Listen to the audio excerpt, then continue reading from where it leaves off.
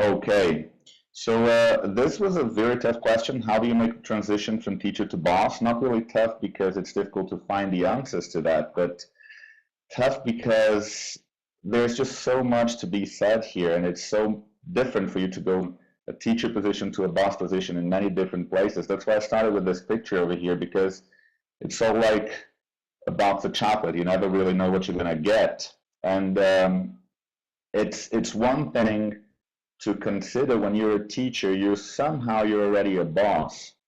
You're in charge of a group of people, and you're just guiding them throughout their learning, and this is really important for you to get right now from the very first moment, is that when you're trying to make the transition from teacher to boss, you already have some of the necessary skills that you will need when you become a boss. And the idea of becoming a boss or becoming a leader, it's one of the things that you have to do is it's to develop lots of interpersonal skills and learning how to talk to people, learning how to tell them what you expect of them, learning how to, it's about empathy, I guess, and being able to talk and make sure that you're understood and listen to their questions and listen to their needs.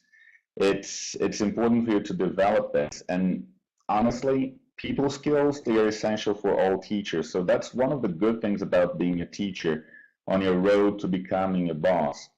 And I say here boss, but not really just like a boss in a hierarchical position, right? Because when we're talking about being a leader, I think that most teachers here are leaders somehow. So the idea of being a boss puts you in a position that if you're not a leader and just a boss, someone just mentioned that there, it doesn't really make much sense. But then as a teacher, we develop these people skills, and that's one of the things that we need. The other thing that we need, and we already know how to do, is learning how to provide people, how to give feedback to people. And feedback, it's got to be very specific. It's got something that you can measure progress over time, so you can go back to that.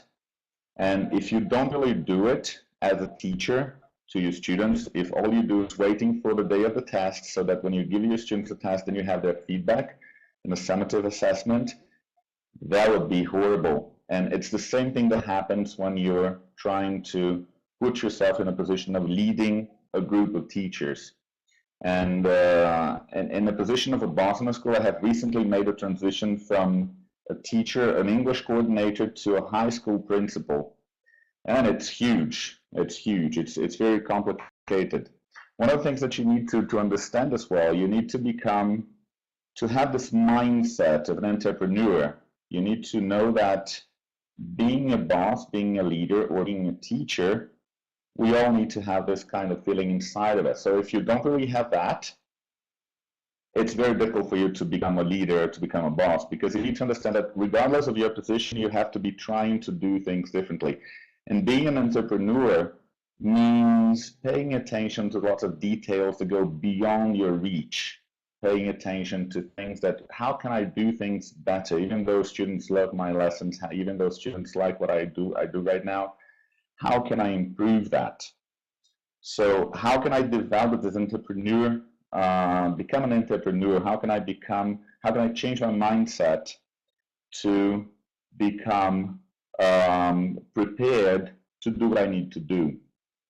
And as you move on the ladder, you need to learn how to make decisions as well and to gather data.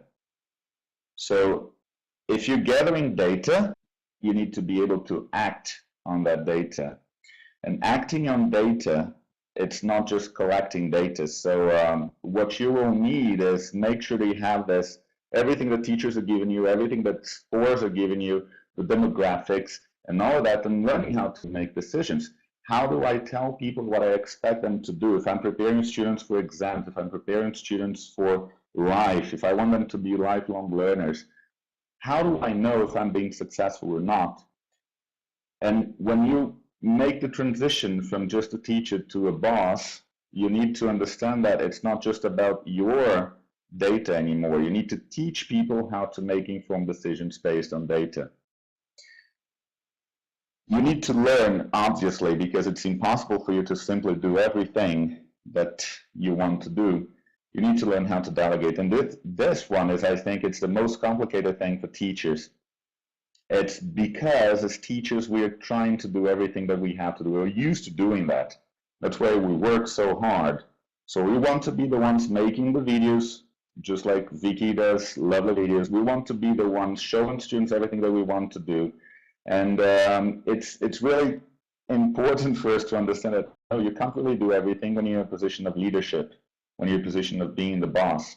So if you're the boss and you don't learn how to delegate and you don't understand that it's not your way or the highway. It's actually, it's my way or your way, as long as I'm telling you what to do. And I need to be okay. You as a boss, you need to be okay with people doing things their way as well. So if they're not doing it their way, if they're not doing it your way, don't worry about it. Just make sure that you get the right results.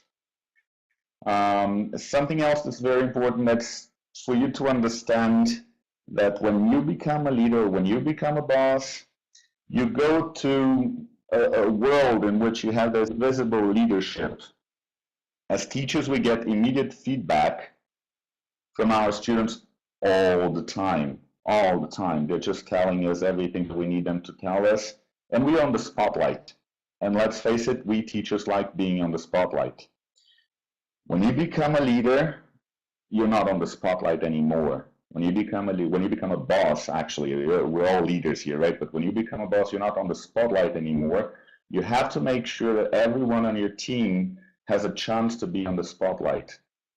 And being okay with not being acknowledged all the time by all the people who are involved in the process. So it's very common for you to ask a teacher to do something, you help him out, and you give them ideas and they do it, and students go like, wow, that teacher is amazing and all of that. So be prepared for that as well. It's also part of your mindset change. Something else that's very important, when you become a boss, you're gonna have to make sure that sometimes it's not just about heart. It's not just about how you feel. So we get this contrast and this clash between your heart and reason. No, you don't have to take drugs, Rob. All you have to do here is just about understanding that sometimes you're going to have to tell people that what they did wasn't really right, and sometimes they don't like listening to that. And you need to be okay with that. You need to be prepared to become more lonely in a position of leadership, hierarchically speaking. It is more lonely because sometimes you need to tell people, this wasn't good, I needed to redo it, and sometimes they won't take it nicely, and they will have to take that. And if you don't do that, you're not really doing a very good job. Sometimes you even have to tell people something to do, because even when you're the boss, there's someone above you, and you might have just to tell them, hey, this is not how we do it here, even though you might agree with that. Crucial, it's planning and communication. If you don't really plan well, if you don't communicate well, so planning is very important, because if you're not planning, you're not telling them exactly what you expect of them, and you don't know yourself what you expect of them. It's about traveling without a destination. If you have no destination, how do you know you've gotten there? And that's something that's really bad, because then you don't have data to prove to others that you have reached where you wanted to reach. And communicating skills, well, communication skills, they're crucial, because if you don't communicate your ideas clearly, they won't really know what to do. But above all, I think that if you want to make the transition from teacher to boss, it's about preparing all the time. Prepare for your opportunities, and they will come. And when the day that the opportunities come, you will be ready to jump in and take that position. It won't be something that will be hard. You're going to be prepared for that. So preparation is not something that happens only when you're after the position. It's something that happens when it's about being able to see opportunities. If you're not prepared, you might not see that.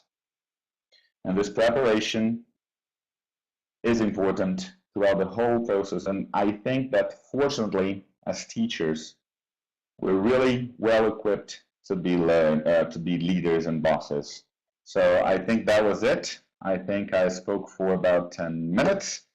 And Rob, you can stop me now.